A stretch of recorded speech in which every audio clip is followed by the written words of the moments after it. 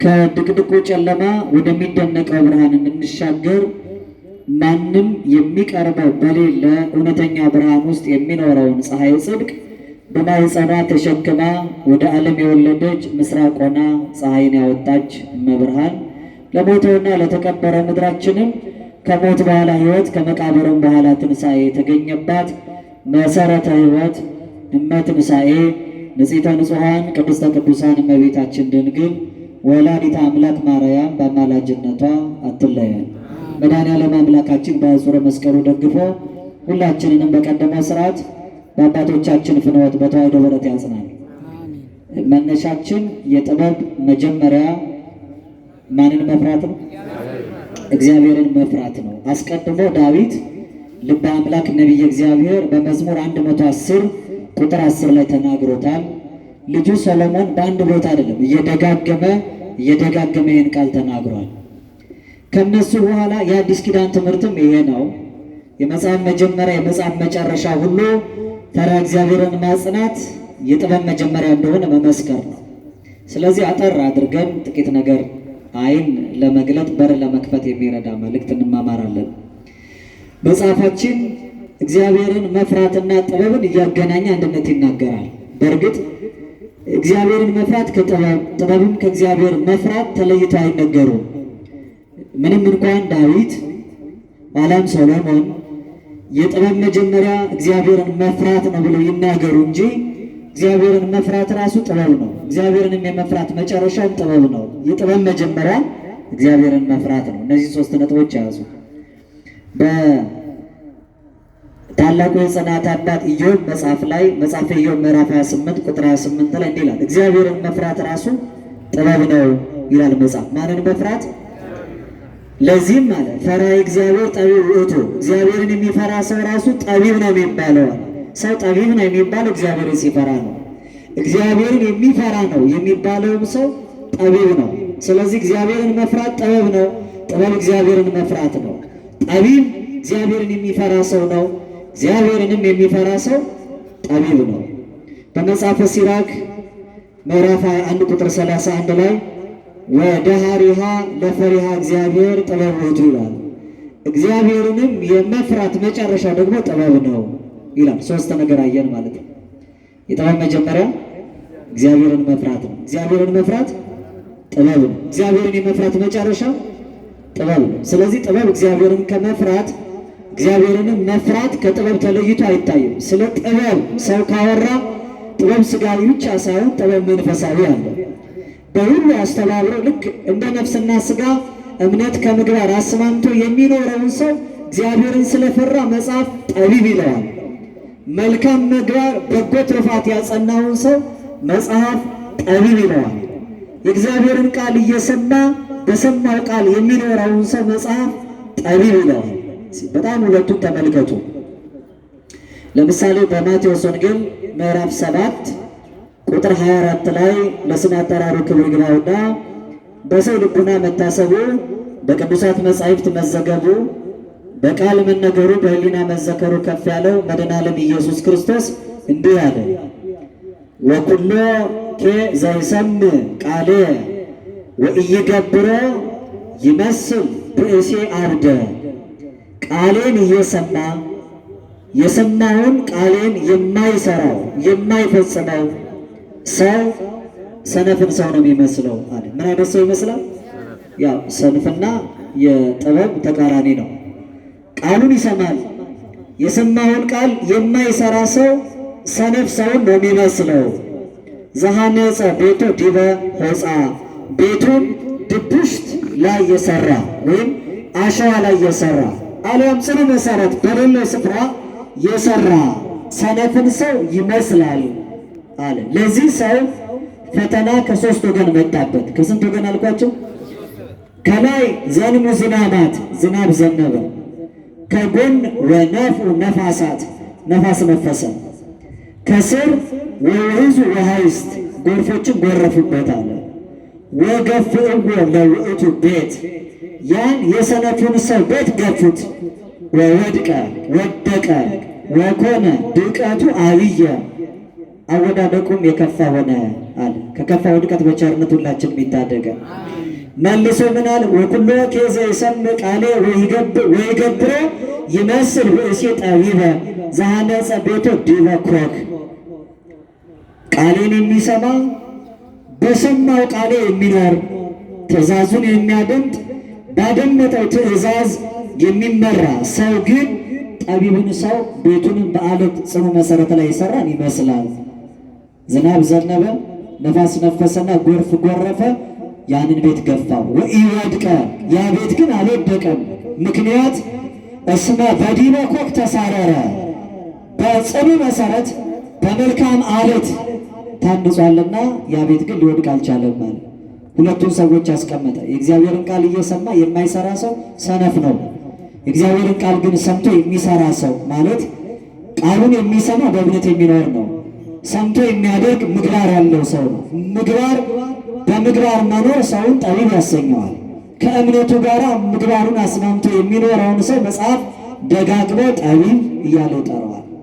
ምግባር ያጣውን ሃይማኖቱን የሚገልጥበትን ስራ የተነፈገው ሰው ግን ሰነፍ እያለ ይጠራዋል። ሰው በምግባር የሚኖረው እግዚአብሔርን ስለሚፈራ ነው። ምግባር በራሱ ማለት ስራ ማለት ነው። ምግባር ምን ማለት ነው? የእኛ ስራችን ደግሞ ምንድን ነው? ስራችሁ ምንድን ነው? ምንድን ነው የምትሰሩ? ስራችሁ ምንድን ነው? አንዱ ሄደ መሐንዲስ ነኝ ይላል፣ አንዱ ካፕቴን ነኝ ይላል፣ አንዱ ዶክተር ነኝ ይላል፣ አንዱ ህግ ባለሙያ ነኝ ይላል። ክርስቲያን ይሄ ስራ አይደለም። ይሄ ዕለታዊ ኑሮን የሚያካሂድበት ምድራዊ ተግባሩ ነው። እንደ ክርስቲያን ግን ስራችን ሌላ ነው። አንደኛ ጢሞቴዎስ መልእክት ምዕራፍ 6 ቁጥር 6 ላይ እንዲህ ተብሎ ተጽፏል። ለነሰ ተግባረነ አቢይ ውእቱ ፈሪሃ እግዚአብሔር። እኛ ስራ አለን ክርስቲያኖች፣ ስራችንም ታላቅ ነው። ይሄውም እግዚአብሔርን መፍራት ነው ስራችን። ስራችን ምንድን ነው? ምንድን ነው የምትሰሩት? በቃ እግዚአብሔርን በጥበብ መኖር ማለት ይሄ ነው። ለምንድን ነው እግዚአብሔርን ፈርተን የምንኖረው? ቅዱስ ጳውሎስ ምን አለ? ለነሰ ተግባረነ አቢይ ውእቱ ፈሪሃ እግዚአብሔር እስመ አልቦ ዘአምጻእነ ውስተ ዓለም። ምክንያቱም ወደዚህ ዓለም ምንም ይዘን የመጣነው ነገር ስለሌለ የሚያኖረን ማን ነው? ስለዚህ ማን ነው የምንፈራው?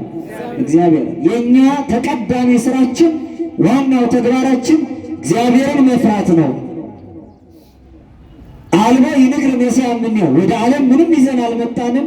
ከዓለም ምንም እንድንወስድ እንኳን አልተፈቀደልንም ማለት ከዓለም ምንም እንድንወስድ አልተፈቀደ። ለእመረከብነ ሲሳየነ ወአርዘነ ውእቱ ያክለነ። ምግባችንና ልብሳችንን ካገኘን እርሱ ይበቃናል እንጂ ከዓለም የኛ ያልሆነ የኛ ነው ብለን የምንወስደው ምንም የለም። እግዚአብሔርን ከፈራን ዓለምና መላው የእኔ ነው ስላለ እግዚአብሔርን የያዘ ሰው ሁሉ የእርሱ ነው። ለዚህ እኮ ነው ሐዋርያት ሁሉ የእኔ ነው ያለውን እግዚአብሔርን ስለያዙ የሁሉን ባለቤት እሱን ይዘዋል። ሁሉ የነሱ ነው፣ አንዳች የለንም፣ ሁሉ ግን የኛ ነው ይላል። ድሆች ነን፣ ብዙዎችን ባለጠጎች እናደርጋለን። ደካሞች ስንመስል ብርቶች። እንዲህ ብለው የሚኖሩት ተቀዳሚ ስራቸው፣ ዋናው ተግባራቸው ማንን መፍራት ስለሆነ ነው። የክርስቲያን ስራው እግዚአብሔርን መፍራት ነው። ማንን መፍራት ነው? እግዚአብሔርን መፍራት። እግዚአብሔርን መፍራት። እግዚአብሔርን በመፍራት የሚኖረው ሰው ስሙ ጠቢብ ነው የሚባለው። ሌላ ምሳሌ ይጨምራል። በማቴዎስ ወንጌል ምዕራፍ 25 ቁጥር 1 ጀምሮ ስለ መንግሥተ ሰማያት ምሳሌ ነው የሚናገረው። የመንግሥተ ሰማያት ዜጎች የሚባሉት ጠቢባንና እግዚአብሔርን የሚፈሩ ናቸው ይላል።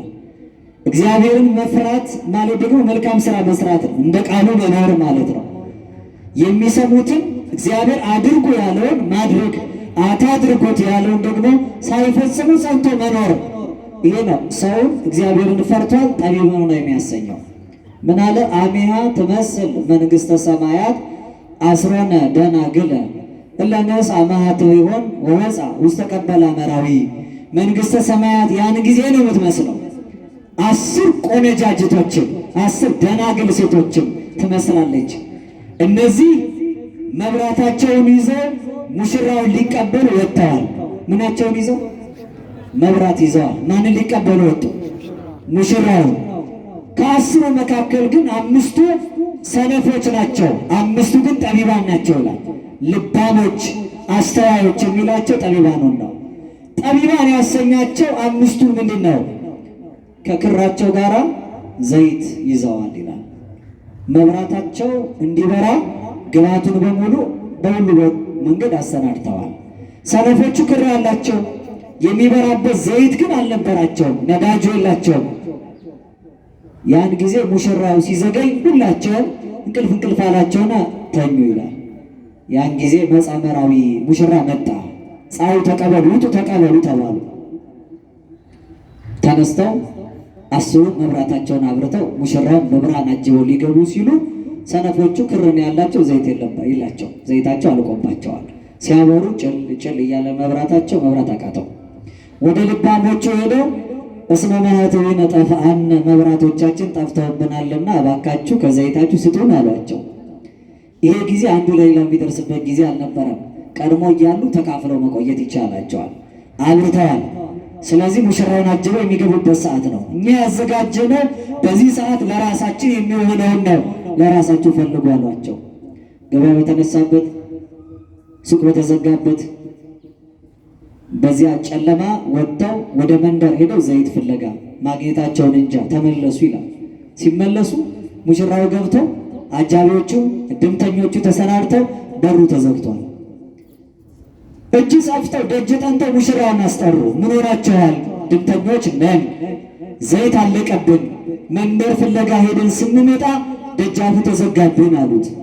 ያን ጊዜ እንዲህ አላቸው፣ አማን አማን እብለክን እያአምረክን እውነት እውነት እላቸዋለሁ እኔ አላውቃቸውም አላቸው። አላውቃቸውም ከመባል በቸርነቱ ይጠብቀን። የቀድሞ አወዳደቁ የከፋ ሆነ ይላል የሰነፉ ቤት። አሁን ደግሞ አላውቃቸውም ተብሎ ደጅ የተዘጋባቸዋል። ዛሬ ቃሉን የምትሰሙ ልባችሁን እልከኛ አታድርጉት ይላል መጽሐፍ። ነገ ስናንኳኳ የማንሰማው ዛሬ እሱ ሲያንኳኳ ስለማንሰማ ነው። በዮሐንስ ራእይ ምዕራፍ 3 ቁጥር 20 ላይ እነሆ እኔ በደጅ ቆሜ አንኳኳለሁ፣ ማንም ድምፄን ቢሰማና ቢከፍትልኝ እኔ ወደ እርሱ እገባለሁ፣ ከእርሱ ጋር እራት እበላለሁ፣ እሱም ከእኔ ጋር ይበላል። ዛሬ ከእኛ ጋር እራት ካልበላ ነገ ከእሱ ጋር እራት አንበላ። ዛሬ ሲያንኳኳ ካልከፈትንለት ነገ እሱ አይከፍትልንም። የሚከፍትላቸው ጠቢባን ነው የሚባሉት። የሚዘጋባቸው ግን ዛሬ ልባቸውን የዘጉ ሰነፎች ናቸው። ሰነፍ ሰው በቃሉ ያፌዛል። ዳሩ ግን የሰሙት ቃል ከሰሚዎቹ ጋር በእምነት ስላልተዋሃደ አልጠቀማቸውም ይላል። ዛሬ ቃል እግዚአብሔር የመስማት የመሰበክ ችግር የለብንም። ብዙዎቻችን ያው ደጃፋችንን መዝጋታችን ካልሆነ ራሳቸውን እያሳቱ ለከንቱ ድካም የሚሰሙ ሰዎች አሉ። እንዲህ ቢሆን በእንዲህ መልኩ ቢነገር ብለው ለሌላ ፍርድ ራሳቸውን የሚያዘጋጁ ሰዎች አሉ። ለእኔ ብለው የሚሰሙ ሰዎች፣ የሰሙትን ቃል የሚኖሩበት ሰዎች፣ እነገሌ ኖሩበት ምን አለ እንትና በሰሙት የማይሉ ሰዎች ጠቢባን ናቸው። ዛሬ የከፈቱ ነገ የሚከፈትላቸው ናቸው። አምስቱ ጠቢባን የተባሉት ክር የያዙት እምነት ነው። ከክሩ ጋር የያዙ ዘይት ደግሞ ምግባር ነው። ፍቅር ሲኖራቸው ምግባር ሲኖራቸው ከክሩ ጋራ ስራ ከእምነት ጋራ ተባብሮላቸው ስጋቸውን ለነፍሳቸው ነፍሳቸው ለፈጣሪያቸው አሳድረው ሲኖሩ ዛሬ እሱ ሲያንኳኳ የከፈቱ ስለሆኑ በራቸው ነገ ሲያንኳኩ ይከፈትላቸዋል። ለዚህ አንኳኩ ይከፈትላቸዋል የተባለው አንኳኩ ይከፈታል የተባለው ግን ዛሬ ሲያንኳኳ ለከፈቱት ብቻ ነው። ሲያንኳኳ ያልከፈቱ ሰነፎች ግን ዛሬ ሕሊናቸውን ልባቸውን ፈቃዳቸውን በሙሉ የዘጉ ምድራዊ አምሮት ጊዜያዊ ዕቅድ የሚያልፍ ምኞት የሚያታልላቸው ሰዎች ነገ በፈቃዱ ያልኖሩ በፈቃዳቸው አያኖራቸውም። ዛሬ ለፈቃዱ የተገዙትን ሰዎች ነገ እርሱ ወደ ቤቱ ያስገባቸዋል። ዛሬ እርሱ ስጋውና ደሙን በአንደበታቸው ኃጢአታቸውን ዘርዝረው በሕሊናቸው ክፉ ስራ መተላለፋቸውን ዘክረው ላበ ነፍሳቸው ነግረው የሚቆርቡ የሚቀበሉ ሰዎች ነገ ምሳ ደብረ ጽዮን ይላሉ አባቶቻችን። የደብረ ጽዮን ምሳ ለዘላለም ሳይራቡ ሳይጠሙ የሚኖሩበት እርሱ ከኛ ጋር ከበላ ነገ ከእሱ ጋር የምንበላበት ዘላለማዊ ማዕድ ይዘጋጃል። ጠቢብ የሚለው ይህንን ነው። እንዲህ አይነቱን ጥበብ አጽንታችሁ ያዙ። ልበ አምላክ ነቢየ እግዚአብሔር ቅዱስ ዳዊት በመዝሙረ ዳዊት መዝሙር 2 ቁጥር 8 ላይ ተቀነዩ ለእግዚአብሔር በፍርሃት ይላል። ለእግዚአብሔር በፍርሃት ተገዙለት። በምን ተገዙለት? በፍርሃት ተገዙለታል። ሲያጠቃልለው አጽናዋ ለጥበብ ከመ ኢይትመዓ እግዚአብሔር፣ እሱ እንዳይቆጣ ጥበብን አጽንታችሁ ያዙ። እግዚአብሔርን መፍራትና ጥበብ ተለያይቶ አይነገሩ። ለእግዚአብሔር ትገዛላችሁ። ስትገዙ በፍርሃት ተገዙለት። እግዚአብሔርን ፈርታችሁ ተገዙለት። እግዚአብሔርን ፍሩት፣ በፍርሃት ተገዙለት። በፍርሃት ስትገዙለት እንዳይቆጣ ጥበብን አጽንታችሁ ያዙ አለ። በመራድ ደስ ይበላችሁ፣ እንዳይቆጣ ጥበብን አጽኑ አለ። እግዚአብሔርን መፍራት ከጥበብ ጥበብንም ከእግዚአብሔር መፍራት አለይተን የምናየው አይደለም። በዓለም ሲኖር ሰው ከፈራ ምድራውያን ጊዜያውያን ገዳዮችን እየፈራ ሊሸበር ሊጨነቅ ይችላል። ጠዋት የነበራችሁ በብፁዕ አባታችን ምክንያት በቤተ ክርስቲያን ላይ የሚደርሰው ግፍ እግዚአብሔር ካደረሳቸውና ከመጡ በኋላ በስፋት ያሳስቡናል፣ ይነግሩናል። ዛሬ በጣም ብዙ ሰው እግዚአብሔርን ከሚፈራ የሚያኖሩትንና የሚያኗኑሩትን ሰዎች ይፈራቸዋል። በማቴዎስ ወንጌል ምዕራፍ 10 ቁጥር 28 ላይ ስጋን ከመግደል አልፎ ነፍስን መግደል የማይቻላቸው አትፍሩ ይላል። ብትፈሩ ግን ይህንን ፍሩ፣ ስጋንም ነፍስንም በገሃነም የሚያጠፋውን እግዚአብሔርን ፍሩ ይላል። ሰዎች ምናልባት ስጋን ይገሉ ይሆናል። ስጋን ከመግደል አልፎ ግን ሕያዊት የሆነቿን ነፍስ ማግኘት አይቻላቸው። ምክንያቱም የነፍስ ሞት የሚባለው ሞታ ለነፍስ ርቅም እግዚአብሔር፣ የነፍስ ሞቷ ከእግዚአብሔር ርቆ መለየቷ ነው። ነፍስ የምትሞተው ከእግዚአብሔር ስትርቅ ነው። እግዚአብሔር ከራቃት ከእግዚአብሔርም ከራቀች ያቺን ነፍስ ትሞታለች። ኃጢአት ከሰራች ነፍስ ትሞታለች። ኃጢአትን የምትሰራ ነፍስ እርሷ ትሞታለች ይላል መጽሐፍ። ትንቢተ ሕዝቅኤል ምዕራፍ 18 ቁጥር 3 ላይ ኃጢአት ከሰራች ነፍስ ትሞታለች ተብሎ ተነግሯል። ምክንያቱም ሰው ኃጢአት በመስራቱ ምክንያት የሚከፈለው ደሞዝ አለ። አሁን እግዚአብሔርን መፍራት ነው የኛ ስራ አለን። እግዚአብሔርን የሚፈራ ሰው ጽድቅ ነው የሚከፈለው፣ ሕይወት ነው የሚከፈለው፣ የሕይወት መንግሥት ዘላለማዊ ርስት ነው የሚከፈለው። ሰው ኃጢአትን ከሰራ ደሞዝ አለው። ሮሜ ምዕራፍ 6 ቁጥር 23 ላይ እስመ ተግባራ ስለ ኃጢአት ወረባዚያ ሞት ይላል። ኃጢአትን መስራት በደልን መፈጸም ደሞዝ አለው። የኃጢአት ደሞዝ ሞት ነው ይላል መጽሐፍ። ሰው ኃጢአት ሲሰራ ምን ይከፈላል? ምን ይከፈላል? ኃጢአት የሰራ ሰው ደሞዙ ሞት ነው። ምክንያቱም ስራ ከሰራ ሰው ደሞዝ አለ። ማንኛውም አይነት ስራ ስሩ፣ ደሞዝ አላችሁ። መጽሐፍ ለዘይት ቀና ያስቡ ይደልዎ፣ ለሰራተኛ ደሞዝ ይገባዋል፣ ለሚያገለግል ዋጋ ይገባዋል ይላል። ሰው ምንም አይነት ስራ ከሰራ ደሞዝ አለ። በጎም ቢሰራ ደሞዝ አለ፣ ክፉም ቢሰራ ደሞዝ አለ። ኃጢአት ሲሰራ ሞት ይከፈለዋል። የኃጢአት ደሞዝ ሞት ነው አለና የእግዚአብሔር ስጦታ ግን በልጁ በኢየሱስ ክርስቶስ የዘላለም ሕይወት ነው ይላል። እግዚአብሔርን መፍራት የዘላለም ሕይወት ያሰጣል። በጥበብ መኖር የዘላለም ሕይወት ያሰጣል። እግዚአብሔር ለሰው ልጆች የሰጠው ጸጋ ይሄ ነው። ጸጋ ይሄ ነው። ሀብቱ ይሄ ነው። ሕይወቱ ይሄ ነው። ሰዎች በምድር ያለውን ጊዜያዊውን ሳይሆን በሰማይ ያለውን ዘላለማዊን ፈርተው ሲኖሩ የዘላለም ሕይወት ያገኛሉ። እግዚአብሔርን መፍራት ውስጥ ያለውን ፍርሃት በምድር ካለው ፍርሃት የተለየ አድርገን እናስበው። ምክንያቱም እግዚአብሔርን እንፈራዋለን ስንል አክብረን ነው የምንፈራው። ፍርሃታችን እንደ ሕጉ ባንኖር እንደ ትእዛዙ ባንመራ ሲኦል ሊጨምረናል ብለን መፍራት ሳይሆን አባታዊ ክብሩን አውቀን በአክብረት ለእሱ በመገዛት ፍጹም ፍቅር ፍርሃትን አውጥቶ ይጥላል። መጽሐፍ እንዲህ ነው የሚለው አንደኛ ዮሐንስ መልእክት ምዕራፍ 4 ቁጥር 18 ላይ ወአልቦ ፍርሃት በውስተ ተፋቅሮ ይላል። በፍቅር ውስጥ ፍርሃት የለም። ፍጹም ፍቅር ካለ ያ ፍቅር ፍርሃትን አውጥቶ ይጥላል ይላል። በምድር ያለውን የማንፈራ እግዚአብሔርን ፈርተን የምንኖር ብንሆን እግዚአብሔር ገሃነም ያወርደናል ብለን አይደለም የምንፈራው። ሕጉን ለመጠበቅ በስርዓቱ ለመኖር የሰጠውን መመሪያ ለመጠበቅ ራሳችንን ለእሱ የምናስገዛበት መንገድ ፍርሃት ይባላል እንጂ ቅጣቱን ከማሰብ ሳይሆን ለፍቅሩ ከመገዛት የተነሳ የምንኖረው ኑሮ ነው ፍርሃት የምንለው። ያ ፍርሃት እንደ ሕጉ መኖር ነው። ትዕምርተ ፍርሃት የፍርሃት ምልክት ይባላል። እግዚአብሔር ማኅየዊ ሕይወት ሰጪ ነው። ከዚያ ውጭ ደግሞ እግዚአብሔር አምላክ ላዘነባቸው ለሞት አሳልፎ የሚሰጥ ነው። የሕይወት ራስ የትንሣኤ በኩር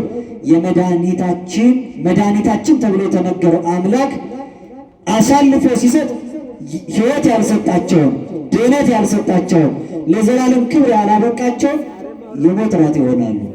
ለዚህ ነው ለሕይወት እንድንገባ ሕጉን ለመፈጸም ራሳችንን ስናተጋ የምንኖረው ኑሮ ነው የፍቅር ሕይወት የሚባል። ያ የፍቅር ሕይወት ሕጉን መፈጸም እንደ ስርዓቱ መሄድ ስለሆነ ሕጉን መፈጸም እግዚአብሔርን መፍራት ነው። እንደ ቃሉ መኖር በጥበብ መመላለስ ነው። ያንን ፍርሃት እግዚአብሔርን መፍራት ብለን እንጠራዋለን።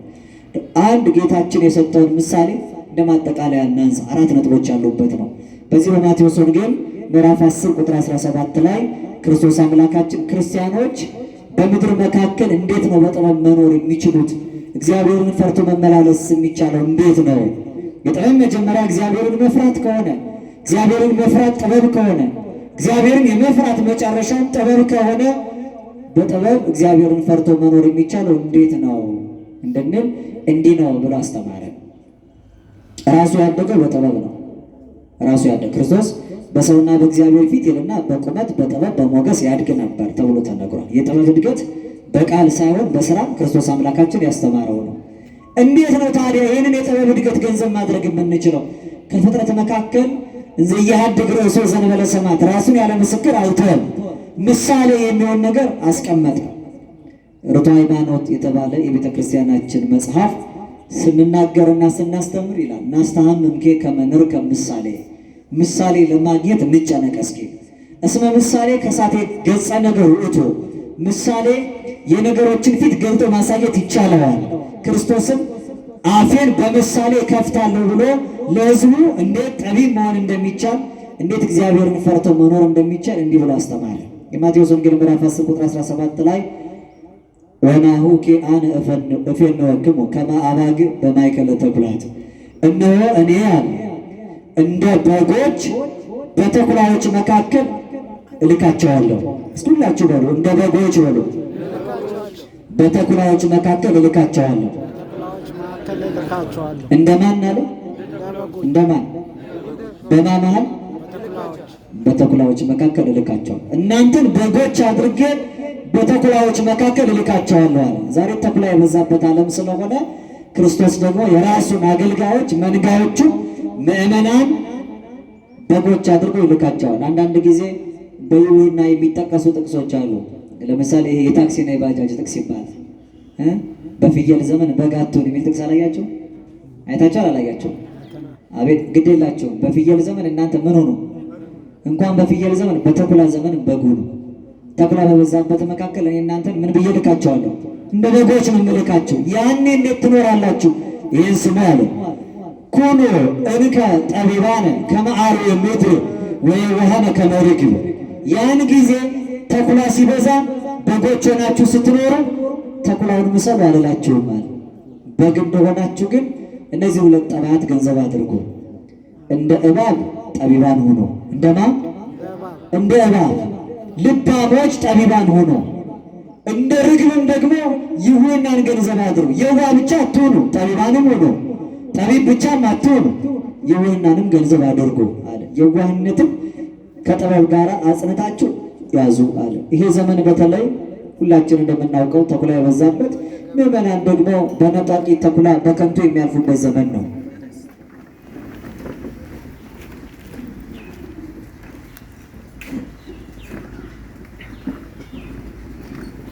ብፁዕ አባታችን አቡነ ሕርያቆስ የሀዲያ ስልጤ ሀገረ ስብከት ሊቀ ጳጳስ የቅዱስ ሲኖዶሳችን አባል በመካከላችን ተገኝተዋል። ቡራኬ ጸሎታቸው ለሁላችንም ይድረሰን።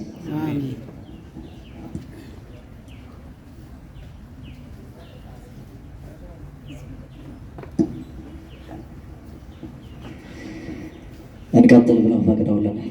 ጥቂት ደቂቃ አረጋጉ። እርሳቸው እያሉ እኔ አጠር አድርጌ መልእክቱን መነሻ ያደረግኩትን ብቻ ጠቅልዬበት እጨርሳለሁ። ጌታችን ኢየሱስ ክርስቶስ ነጣቂው በሚበዛበት ተኩላ ባለበት ዓለም ተኩላውን ነጣቂውን መስላችሁ ሳይሆን እንደ እባብ እልካቸዋለሁ። ያን ጊዜ ኩኑ እንከ ጠቢባነ ከመ አርዌ ምድር አለ። እንደ እባብ ጠቢባን ሁኑ፣ እንደ እባብ ልባሞች ሁኑ ይላል። በጣም ልብ አድርጎ እግዚአብሔር ከፈጠረው ፍጥረት መካከል ከንቱ የሆነ የሚጣል ፍጥረት የለም። አሁን እኛ እባብ ሲባል ወደ ሊናችን የሚመጣው አሳችና በተንኮል የሚታወቀው የቀደመው ጠላታችን ዲያብሎስ ያደረበት አርዌ ምድር ነው። በዚህ በቅዱሳን አባቶቻችን የሐዋርያት አመክንዮ በመጽሐፈ ድድስቅልያ የተነገረ ቃል አለ። ንብል እንከ ከመ ኩሉ ሰናይ ፍጥረተ እግዚአብሔር፣ እኛ ግን እንዲህ እንላለን የእግዚአብሔር ፍጥረት ሁሉ በጎ እንደሆነ የሚጣልም እንደሌለው ይላል። የእግዚአብሔር ፍጥረት ሁሉ ምንድን ነው? ከእግዚአብሔር ፍጥረት መካከል የሚጣል የለም። ሁሉ በሁሉ አስፈላጊ ነው። እባብን ተመልከቱ። እኛ እባብ ተንኮለኛ ነው፣ እባብ መጥፎ ነው እንላለን። በየፋርማሲው ብትሄዱ የፋርማሲ ምልክት ላይ ምን አለ? እባብ አለ። በቀደመው ዘመን ነዳፊ የነበረውን እባብ ኋላ የድነት ምክንያት አድርጎ ኋላ ለሚሰጠው ድነት ሊቀ ነቢያት ሙሴ በበረሃው መካከል የናስ እባብ እንዲሰቅል ያንን ድምፁን የሰማና በዓይኑ ያየ በሕይወት እንደሚኖር ምልክት ተሰጥቷል። ስለዚህ እባብ የክርስቶስ ምሳሌ ሆኖ አገልግሏል። የዲያብሎስ ምሳሌ ብቻም አይደለም። ልክ አንበሳ አንበሳ ዘእምነገደ ይሁዳ ከይሁዳ ነገድ የሚያሸንፍ አንበሳ በዮሐንስ ራእይ ምዕራፍ 5 ቁጥር 5 እንደተቀመጠው ባለጋራችሁ ዲያብሎስ የሚውጣውን ፈልጎ እንደሚያገሳ አንበሳ ዙሪያችሁን ይዞራል ይላል። አንዱ አንበሳ ለክርስቶስ፣ አንዱ አንበሳ ለሚያገሳው ዲያብሎስ ምሳሌ ተቀምጧል። እባብ በማሳቱ የዲያብሎስ ማደሪያ ለመሆኑ የቀደመው እባብ የወንድሞች ከሳሽ ሰይጣን የተባለው ዲያብሎስ እየተባለ እባብ በዲያብሎስ ተጠርቷል። ኋላ መልሶ ግን ለድነት የሆነው እባብ እስራኤላውያን ያዩት ሙሴ በበረሃ የናስ እባብ እንደሰቀለ በእሱ የሚያምን ሁሉ የዘላለም ሕይወት እንዲኖረው እንጂ እንዳይጠፋ የሰው ልጅ እንዲሁ እንዲሰቀል አለው ብሎ በዮሐንስ ወንጌል ምዕራፍ 3 ጌታችን አስተምሯል። ስለዚህ ምሳሌ ለራሱ አድርጎበታል። በዚህ አገባብም እባብ በመጥፎ በኩል ስራው ብቻ ሳይሆን ከጥበቡ ተማሩ አለ ክርስቶስ አምላካችን። ከምኑ ተማሩ? በተለይ እረፍት ባጣንበት በምንቅበዘበዝበት ዕለት ዕለት መሽቶ ማይነጋ በሚመስልበት ሰው ወጥቶ ማይገባ በሚመስልበት ጦርነት የጦርነትን ወሬ የምንሰማበት እልቂትና ሞት በቁጥር ወደ ጓሯችን ደርሶ በለመድንበት በዚህ ዘመን ተኩላ ነጣቂ በበረታበት ዘመን ከእባብ ጥበብን ተማሩ። በዚህ በቲቶ መልእክቱ ላይ ቅዱስ ጳውሎስ ምዕራፍ 1 ቁጥር 5 ላይ እስመ ኩሉ ንጹሕ ለንጹሐን ይላል። ለንጹሕ ሰው ሁሉ ነገር እኮ ንጹሕ ነው ይላል። እየሰማችሁ ነው። አይምሮ ለረከሰ ሰው ግን ንጹሕ የሆነ ነገር እንኳን መጥፎ መስሎ ይታየዋል ይላል። እባብ መጥፎ ነው። ንጹሐን ከሆናችሁ የእባብን ንጽሕና ተመልከቱ። ደጋጎቹ አባቶቻችን እና አቡነ አረጋዊ እባብ ከእባብም ዘንዶ ምን አደረጉት? መጓጓዣ መሰላል አደረጉበት። የጽድቅ መፈጸሚያ መንገድ አደረጉበት። እያዘዙ ገዝተው አውሬውን ተጭነው ጽድቅን ፈጸሙበት። ንጹሕ ከሆን ሁሉ ነገር ለኛ ንጹሕ ነው። ኃጢአት ሲበዛ በደል ሲሰፋ ግን እንኳን እባቡ እንኳን አውሬው በጎ እንኳን የሆነ ወዳጃችን በራሱ ይሰለጠንበናል። ለሰው የገዛ ቤተሰቦቹ ጠላት ይሆኑበታል ተብሎ የተነገረው ለዚህ ነው። በጎ ከሆን ግን እና አቡነ ገብረ መንፈስ ቅዱስ አናምርትና አናብስት አናብሶችና ነብሮች ወዳጆቻችን ይሆናሉ። እንኳን ስጋችንን ሊበሉ ቆሻሻችንን እየጠረጉ ምግብ ሆናቸው ይኖራሉ። ይልብሱ ጸበለ እገሪከ በእንተዝ ይጸግዩ የአንተን የእግር ትቢያ እየራሱ ይኖራሉ። በዚህ ጠግበው ምግብ ይሆናቸዋል። የአራዊቱ ስንቅ የአባቶቻችን የእግራቸው ትቢያ ሆኖ ኖሯል። ራሳቸውን የገዙ ለእግዚአብሔር የተገዙ ሌላውን አስገዝተው መኖር ይቻላቸዋል። ዛሬ እንኳን ሌላውን ልናስገዛ ለእግዚአብሔር ልንገዛ ቀርቶ ራሳችንን መግዛት ስላቃተን ነው የተቸገርነው። ታዲያ በዚህ በከፋው ዘመን እንዲህ አለ ክርስቶስ አምላካችን፣ እንደ እባብ ጠቢባን ሁኑ አለ። በዚህ በሊቃውንቱ የትርጓሜ መጽሐፍ ላይ እስመ ከይሲሰ ቦቱ አርባዕቱ ጥበብ ይላል። እባብ ጠቢባን ከሱ ሁኑ ተብሎ ሲነገር 4 መማሪያ የሚሆኑ ጥበቦች እባብ እኮ አሉት ይላል። ስንት ጥበቦች አሉት? እባብ ከተማርንበት በ4 ጥበቦች ይህንን የተኩላ ዘመን እንደ በግ አሸንፎ መኖር ይቻላል። የመጀመሪያው ጥበቡን እንዲህ አለ። ቀዳሚሰ ጥበቡ ለከይሲ፣ የመጀመሪያው ጥበቡ ለእባብ ለእመ መጽእወ ለዘቢጥ በበትር ርእሶ፣ ራሱን በዱላ ሊመቱት በመጡ ጊዜ መላ አካሉንና ሰውነቱን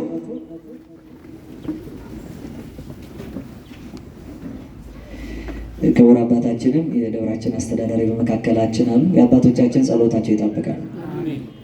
አባቶችን ስላከበራችሁ እግዚአብሔር አምላክ ክብር ጸጋውን አይነሳችሁ። የመጀመሪያው ጥበቡን እንዲህ አለ። ለእመ መጽእወ ለዘቢጥ በበትር ርእሶ፣ ራሱን በዱላ ሊመቱት በመጡ ጊዜ ወይሜቱ ኩሎ አባላቲሁ፣ የሰውነቱን አካል በሙሉ ለዱላ አሳልፎ ይሰጣል፣ ራሱን ግን ይሰውራል ይደብቀዋል። ይሄ መጀመሪያው የእባብ ጥበቡ ነው። መላ አካላቱን ሰጥቶ አናቱን ለምን ይሰውረዋል ያላችሁ እንደሆን የእባብ ደማዊት ነፍሱ የተወሰነችው የተወከለችው በአናቱ ላይ ነው። አናቱን ቢመታ እባብ ይሞታል። ለዚህ ነው ትንቢት ሲነገርበት እርሱ ራስ ራስን ይቀጠቅጣል፣ አንተም ሰኮናውን ትነክሳለህ ተባለ። ራሱን ከተቀጠቀጠ እባብ ይሞታል። ነገር ግን ማንኛውም ሰው ዱላ ይዞ ወደ እባብ ከመጣ ወዲያው እየተጠቀለለ በሰውነት አካሉ አናቱን አሊያም ስቁረት ካገኘ ቀዳዳ ካገኘ በዚያ ውስጥ አናቱን ከልሎ ሌላውን አካሉን ይሰጣል። አካሉ ቢደበደብ ነፍሱ ከርታ አትሄድም። ከእባብ ጥበብ ይሄንን ተማሩ አለ። እናንተ በክርስቶስ ራስነት የተሰጠውን ሃይማኖታችሁን ይዛችሁ ሌላውን አካላችሁን ግን ለመከራ አሳልፋችሁ ስጡ። ያኔ በነፍስ ሕይወት ለዘላለም ትኖራላችሁ። ከእባብ ጥበብ ይሄን ተማሩ። የሰማችሁ ነው።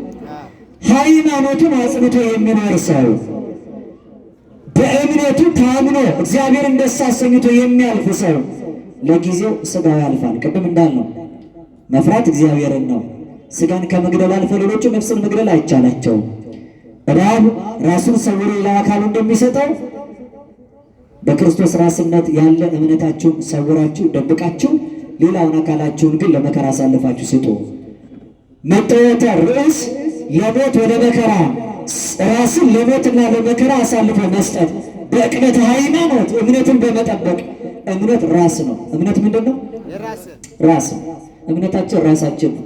ሕይወታችን ያለው በእምነታችን ነው። ሰው እምነቱን ካጣ ያመነውን አምላኩን ስላጣ ሕይወት የለውም። ከእግዚአብሔር የተለየ ሰው ሕይወት የለውም። ክርስቶስ የእምነታችን ራስ፣ የሃይማኖታችን ፈጻሚ፣ የትንሣኤያችን በኩር ነው።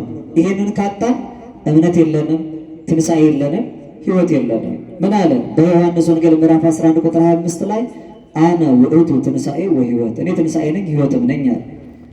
ዘየአምን በየ ኢይመውት እስከ ለዓለም፣ በእኔ የሚያምን ለዘላለም አይሞትም፣ በእኔ የሚያምነውን ቢሞትም እኔ ሕያው አደርገዋለሁ። አምላካቸውን ያመኑ ለእርሱ የታመኑ ሰዎች ሕያዋን ናቸው። ያላመኑትስ ትንሣኤ የላቸውም፣ ሕይወትም የላቸው። ስለዚህ መከራ ሲመጣባችሁ፣ ፈተና ሲደረስባችሁ እምነታችሁን አጥብቆ ሃይማኖታችሁን አትካዱ። ሌላው አካላችሁን ለስለት፣ ለሰንሰለት፣ ለግርፋት አሳልፋችሁ ስጡ። ጀርባቸውን ለግርፋት፣ እጅግራቸውን ለሰንሰለት፣ አንገታቸውን ለስለት፣ ሰውነታቸውን ለእሳት አሳልፈው የሰጡ ዛሬ በሕይወት አሉ የሉም? ይነግሩናል። ኋላ ብፁዕ አባታችን በስፋት ተሰማላችሁ። እንዲህ አይነቱን መከራ ያስተናገዱ እንደ እባብ ጠቢባን የምንላቸው የተገደሉ ሟቾች አንላቸው። በሕይወት የኖሩ ድል የነሱ ሰማዕታት ይባላሉ። አባቶቻችን የክርስቲያንና የዶሮ ክብሩ ከሞቱ በኋላ ነው ይላሉ። ሰምታችኋል? እንዲህ ሲባል ክርስቲያንና ዶሮ የሚከብረው ከሞተ በኋላ ነው ይባላል። ለምሳሌ አንድ ገበሬ በሬ ቢኖረው ዶሮ ቢኖረው በሬውን ሲያኖር እያደለበ እየቀለበ ይባላል። ዶሮውንስ እያረባ ነው የሚባለው ነው። ዶሮ እየቀለበ ነው ይባላል። እያረባ ይባላል። በዓል መጥቶ በሬውንም ዶሮውንም አርዶ ገበታ ላይ ቢያቀርብና ወጥ ቢሰራ የቱን የሚከብረው? አቤት እንዴት ያለ ክሽም ያለ የበሬ ወጥ አለ ይባላል። የቱን የሚከብረው? በገበታው። ከሞቱ በኋላ በገበታው መካከል ከሁሉ በልጦ የሚከብረው ረብታ ትኑር የተባለችው ዶሮዋ ናት። የደለበውና የተቀለበው ግን ከዶሮዋ እንኳን ሊነጻጸር ክብሩ አይቻለው። ይህን አንጻር ይዘው በባህላችን ክርስቲያንና ዶሮ ክብሩ የሚነገረው ከረፍቱ በኋላ ነው ተብሎ ይነገርለታል። ምክንያቱም ከሞት በኋላ ሕይወት አለን፣ ከመቃብርም በኋላ ትንሣኤ ስላለን ነው። የመጀመሪያው የእባብ ጥበቡ ይሄ ነው። ራሱን ሰውሮ ሌላውን አካላቱን ለበትር አሳልፎ እንደሚሰጠው ለመከራና ለሞት ራስ ሃይማኖታችሁን ይዛችሁ አጥብቃችሁ አሳልፋችሁ ሳትሰጡ ሰውነታችሁን ግን ለሞት ለመከራ አሳልፋችሁ ስጡ ይላል። ይህ መጀመሪያው። ወዳግም እኔ ሁለተኛውም የእባብ ጥበብ እንዲህ ነው። ወሶበ ይሰቲ ማየ ያሴስል ህምዘ እምአፍሁ፣ ውሃ በሚጠጣበት ጊዜ መርዙን ከአፉ አውጥቶ ይጥላል። ያን ጊዜ ውሃውን ይጠጣል። ለምንድን ነው በአፉ ውስጥ ያለው መርዙን አውጥቶ ውሃ የሚጠጣው ያላችሁ እንደሆን በአፉ መርዙ እያለ ውሃውን ቢጠጣው ውሃው ሳይሆን ከውሃው ጋር የገባው መርዝ እባቡን ይገለዋል። ከራሱ አፍ የወጣው መርዝ እንዳይገለው መርዙን አውጥቶ ይተፋዋል። ነገር ግን ውሃውን ብቻ ይጠጣዋል። ይሄ ጥበቡ ነው አለ ሊቁ። ይህንን ሲያስረዳ ይንንሳ ቁርባን ምስለ ኃጢአት እስመ ደመ ክርስቶስ እሳ ከመማይ ውእቱ፣ ሥጋውን ደሙን በምትቀበልበት ጊዜ ቃሉንም በምትሰማበት ጊዜ የጽድቅን ሥራ በምትሰራበት ጊዜ ከኃጢአት ጋር አብሮ አይሁን ይላል። የጌታችን የኢየሱስ ክርስቶስ ሥጋውን ካህናቱ ንጹሕ የሆነ ይቀበል ከሥጋው ከደሙ፣ ንጹሕ የሆነ ግን አይቀበል። ለምን? ለሰይጣንና ለመልእክተኞቹ በተዘጋጀው በመለኮት እሳት እንዳይቃጠል ይላሉ አባቶቻችን።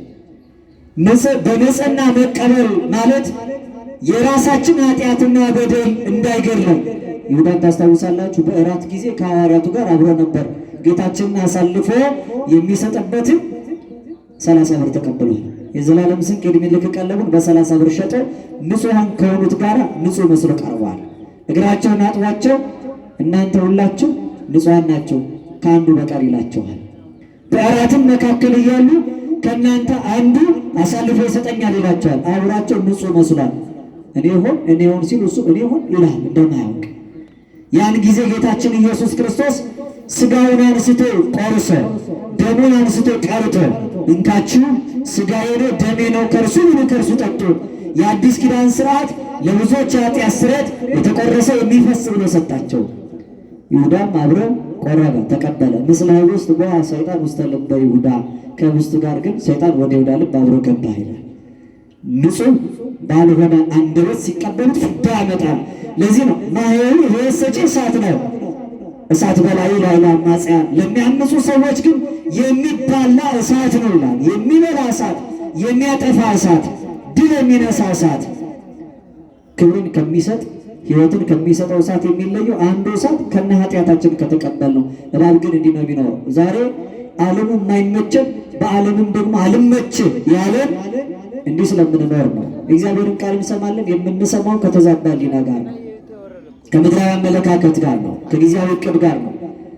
አባቶችን የማያከብር የመምህራኑን ቃል የማይሰማ በምክረ ካህን የማይኖር እንደ ሥጋ ፈቃዱ የሚመላለስ ሥጋዊ ተግባር የሚፈጽም ለወገኔ ይጠቅማል በማለት አሊያም በከንቱ ውዳሴ አንዳች አታድርጉ ይላል መጽሐፍ።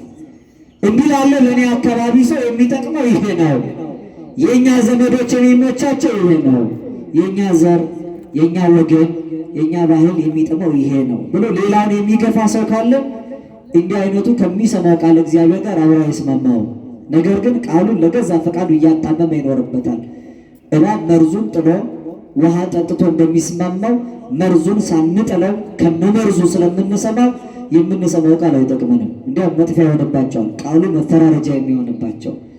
ቁርባኑንም እንዲሁ ነው። ሳይገባቸው ሳይገባቸው የሚቀበሉ የጌታ ሥጋና ደም ወዳለባቸው ይላል መጽሐፍ። ንጹሐን ሳይሆኑ ሳይነጹ ራሳቸውን ለካህኑ ሳያስመረምሩ ካህኑ የሚመረምር ሆኖ የሚፈርድ ሆኖ በእኛ መካከል እንደ ዳኛ የተጎዳውን ነፍሳችንን የጎዳውን ሥጋችንን እየቀጣ ያስገዛላታል። ያን ጊዜ በንስሐ የተመለሰውን ሰው ለሥጋ ወደሙ የሚገባ አድርጎ ያቀርበዋል። የማይገባቸው የማይገባቸው ሰዎች ለምሕረት የተሰጠውን መድኃኒት ያለ ሐኪሙ ስለሚወስዱ ግን ዛሬ ሥጋውና ደሙ የማይጠቅማቸው የሚቀበሉት ሰማያዊ ምስጢር የማይገልጥላቸው ሊቁ የጳዚዮን ቅዱስ ዮሐንስ አፈወርቅ በዚህ ቅዳሴ ዮሐንስ አፈወርቅ ላይ ወሶበ ይበው ውስተ ልብ ንጹሕ አሜሃ ያነቅሆ ለተናገረ ወደ ንጹሕ ልብ የወደቀ እንደሆን ንጹሕ በሆነ ልቡና ተመላለሳችሁ የቆረባችሁ እንደሆን በልሳነ ነፍስ ያናገራቸዋል። በምን ያናገራል? በምድራዊ ቋንቋ የምናወራው እርስ በርስ የሚያጣላ ነገር ዕለት ዕለት የምንናገረው በንጹሕ ልብ ስለማንቀበለው ነው። ተቀብለን ያደግነው እየተቀበልን የምንኖረው ሥጋውና ደሙ መልካም ነገር የማያናግረን የምንቀበለው ከሌላ ጋር ቀይጠነው ስለሆነ ነው። ልክ እባቡ መርዙን እንኳን ተፍቶ ውሃውን ጠጥቶ ለጤና እንደሆነው ከእባብ እንኳን መልካሙን ሳንማር ከመመርዙ ውሃውን ስለምንጠጣ ውሃው ሳይሆን የሚጎዳን ቁርባኑ ሳይሆን የሚጎዳን ውሃው ሳይሆን የሚጎዳን ቃል እግዚአብሔሩ ሳይሆን የሚጎዳን ቀድሞ ከሕሊናችን ያልወጣው መልካም ያልነበረው ሰብዕናችን አስተካክለን ያልሰማነው አዘጋጅተን ያላሰናዳነው ተክለ ሰውነታችን ነው። በመልካም ሕሊና የተቀበልነው እንደሆን በንጹሕ አእምሮ የሰማነው እንደሆን ቤተ ክርስቲያን ከነግ ስብሐት እስከ ሰርክ መሥዋዕት ቃል እግዚአብሔር ይነገርበታል። ድምፅ ማጉያ ይነገራል። በቤቱ ባንመጣ በደጁ ስናልፍ አንድ የሚጠቅም ቃል እንኳን እንሰማለን። የሚጠቅመን ቃል እየተነገረ እንዲጠቅመን ያልሆነው የእኛ ቀድሞ አለመሰናዳት ነው። የዘሩ ችግር አይደለም። ዘሪ ዘር ሊዘራ ከወጣ በኋላ የወደቀበት ቦታ ችግር ስላለው ነው። ያ ማለት መርዙን ያላስወገደ መንገድ ዳር የሆነ ቦታ ነው። መርዙን ያላስወገደ እሾህ ይሆናል። መርዙን ያላስወገደ አለት ይሆናል። ውስተ ምድር ሰናይ በመልካም መሬት ላይ ወደቀው 30 60 መቶ ያማረ ፍሬ ያፈራው መሬቱ ራሱ መጀመሪያ መልካም ስለሆነ መልካም ሆኖ የተሰናዳውን ቃሉን ለመስማት ራሱን ያዘጋጀውን ቃሉ ከተዘራበት በኋላ ስለ አንዱ ፈንታ 30 60 መቶ ያማረ ፍሬ አፍርቶ በክብር ይደምቅበታል። የመልካም ፍሬ ምሳሌ ተብሎ እንደተነገረ ልባችን ለበጎ ነገር የተሰናዳ ሆኖ በቃሉ እንድናፈራ እግዚአብሔር በቸርነቱ ይርዳል። የእባብ ጥበቡ ይሄ ነው። በንጹህ ልብ የሚሰማ ቃል እግዚአብሔር መርዙን ተፍቶ ቃል እግዚአብሔር መርዙን ተፍቶ ውሃ የጠጣው እባብ ይመስላል። ንስሐ ገብቶ ቁርባን የቆረበ ሰው መርዙን ተፍቶ ውሃ የጠጣው እባብ ይመስላል። ከእባብ እንኳ በተኩላው ዘመን በጎች ሆናችሁ ስትኖሩ ይህን ጥበብ ተማሩ አለ። ሶስተኛው ወሳልስኒ ሶባ ይበጽሖ እርግና፣ ሶስተኛው እባቡ እርጅና ባገኘው ጊዜ ይበው ውስተ ንቃተ ምድር ወደ መሬት ቀዳዳ ራሱን ይከታል። ከከተተ በኋላ ይጾማል፣ ራሱን ከምግብ ይከለክላል፣ አፈር ከመላስ ይታቀባል፣ ውሃ ከመጠጣት ይታቀባል። ወይሳል አምላኩ ከመ ይጸግቦ ውርዝና አምላኩን ይለምነዋል ወጣትነት እንዲሰጠው። ያን ጊዜ 40 ቀን ከምግብ እንዲያሆነ ራሱን ሲከለክል እባቡ ሰውነቱ ይታደስለትና ወጣትነትን ያገኛል አለ። ከማሁ እንዲሁ እናንተም ወለእመ ኮንክሙ ብሎ በኃጢአት አሮጌ የሆናችሁ እንደሆነ ልብሱ ብእሲ አዲሱን ሰውነት መልበስ የምትችሉት በንስሐ ነው። እባብ ሲያረጅ ሰውነቱን ለማደስ ራሱን ከምግብ ይከለክላል። ሁለት አይነት የእባብ አረባብ ዘዴ አለ በስነ ሕይወት ትምህርት ውስጥ። አንደኛው የእባብ አረባብ የሚባለው እርጅና ባገኛቸው ጊዜ ራሳቸውን የሚያድሱበት ሞልድ የመሰለው ሰውነታቸው ከራሳቸው የሚያርቁበት ነው። ይሄው ከምግብ ራሳቸውን ይከለክሉና የላይኛው የሰውነት አካላቸው ሲሞትላቸው ያንን እየፋቁ እንደ አዲስ ይታደሳሉ። በእንዲህ አይነት ስነ ሕይወት ውስጥ የሚኖሩ አሉ። ሁለተኛዎቹ ደግሞ አረባባቸው ቀጣዩን ትውልድ የሚተኩት እንቁላል እየጣሉ አይደለም። ለምሳሌ በዓለማችን ላይ ቴምፐሬት በሚባለው ሪጅን የሚኖር ባዮኮንስትሪክተር የሚባል የእባብ ዝርያ አለ፣ ዘንዶ ነው። አረባቡን ሲናገሩ የስነ ሕይወት ባለሙያዎች ኦቮ ቪቪ ፓረስ ይባላል። ኦቮ ቪቪ ፓረስ ኦቨም እንቁላሉን ራሱ ውስጥ ጥሎ የሚያድግ ማለት ነው። ራሱ ውስጥ ይጥልና እንቁላሉን ፈልፍሎ ካሳደገ በኋላ በገዛ አካላት ውስጥ ያድጋል። ሲያድግ ምግብ የመላ አካል ስለሚመስለው ሌላ ምግብ አያሰኘውም። ሳይበላ ይኖራል። አዲሱ አሮጌውን እየተሸከመ ይኖራል። አሮጌው አይበላምና ይሞታል። ሲሞት በስቁረተ እውን ወይም በስቁረተ እጽ በእንጨት ቀዳዳ ሹል በሆነ ድንጋይ አጠገብ ሄዶ ራሱን እያከከ አዲሱ እንቁላሉን ከውስጡ የፈለፈለውን ይወልደዋል ማለት ነው። ሲያረጅ እንዲህ ነው የሚሆን። ይሄ ከምግብ ራሱን የሚከለክልበትን ጊዜ ወር ከ10 ቀን ተብሎ ተቀምጧል። ሳይንሱም ይላል። በቤተክርስቲያናችን ሊቃውንት መተርጉማን ደግሞ 40 ቀን ይጾማል ብለውታል። ስንት ቀን ይጾማል? 40 ቀን ራሱን ከምግብ ይለያል። ከለየ በኋላ ወጣትነትም ገንዘብ ያደርጋል። እንዲሁ እናንተም ማለት እንዲሁ በፍትወተ ኃጢአት ብሉይነት ኃጢአት፣ በደል፣ ክፉ ስራ፣ መተላለፍ ያስረጃችሁ እንደሆነ እስኪ ከእባብ እንኳን ጥበብን ተማሩ።